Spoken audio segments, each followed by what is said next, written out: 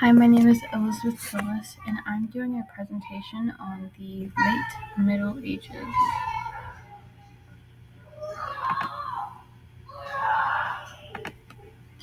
So, what is the late Middle Ages? It is the period of European history lasting from AD 1300 to 1500. The late Middle Ages followed the High Middle Ages and preceded the onset of the early modern period. And around 1300, centuries of prosperity and growth in Europe came to a halt. A series of famines and plagues, including the Great Famine of 1315 to 1317 and the Black Death, reduced the population to around half of what it had been before all the calamities. Along with depopulation came social unrest and endemic warfare.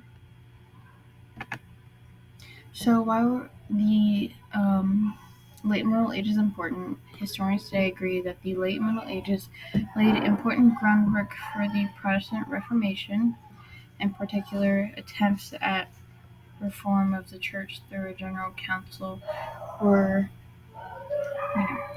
were an important feature of the age, as were a number of dissent or they were regarded at the time heretical movements. The late Middle Ages also helped the world transition into the time commonly called the Renaissance.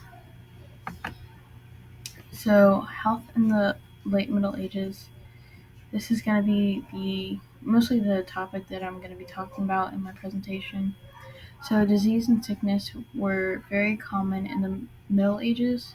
People lived in very close quarters and did not understand the importance of hygiene. Diseases that were most widespread were smallpox, leprosy, measles, typhus, and perhaps most famously the bubonic plague, also known as the Black Death.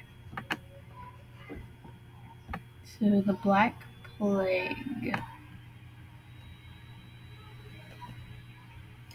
The Black Plague was a bubonic plague pandemic occurring in Western Eurasia and North Africa from 1346 to 1353. It is the most fatal pandemic recorded in human history, causing the death of 75 to 200 million people, peaking in Europe from 1347 to 1351. Bubonic plague is a type of infection caused by Yersinia pestis bacterium, which is spread mostly by fleas on rodents and other animals. Humans who are bitten by the fleas then came down with the plague. So, symptoms: the incubation period of the bubonic plague is usually 2 to 8 days.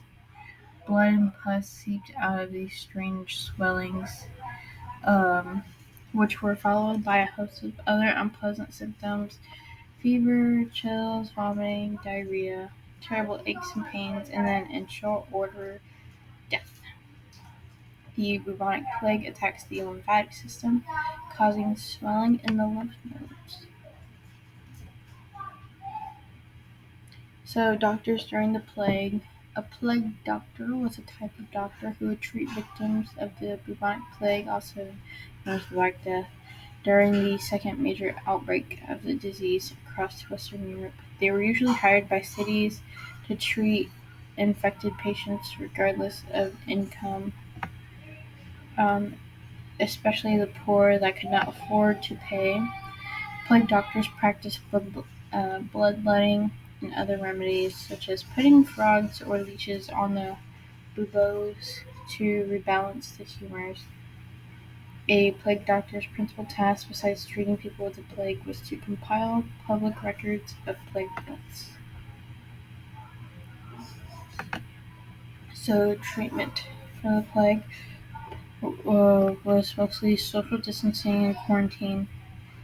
They were used to fight the Black Death. Way back in the 14th century, public health officials didn't understand viruses, but they understood the importance of keeping a distance and disinfecting. Leeches were used as treatment for the Black Death in much the same way that the fleam was. They were used to draw bad blood out of the patient. This was one of the forms of bloodletting that they used to get rid of the plague. So the Black Plague today, known as the Black Death, today the plague occurs in fewer than 5,000 people a year worldwide. It could be deadly if not treated promptly with antibiotics. Unlike Europe's disastrous bubonic plague epidemic, the plague is now curable in most cases. It can successfully be treated with antibiotics, and according to the CDC, treatment has lowered mortality rates to approximately 11%. The antibiotics work best if given within 24 hours of the first symptom. Thank you so much for watching my presentation.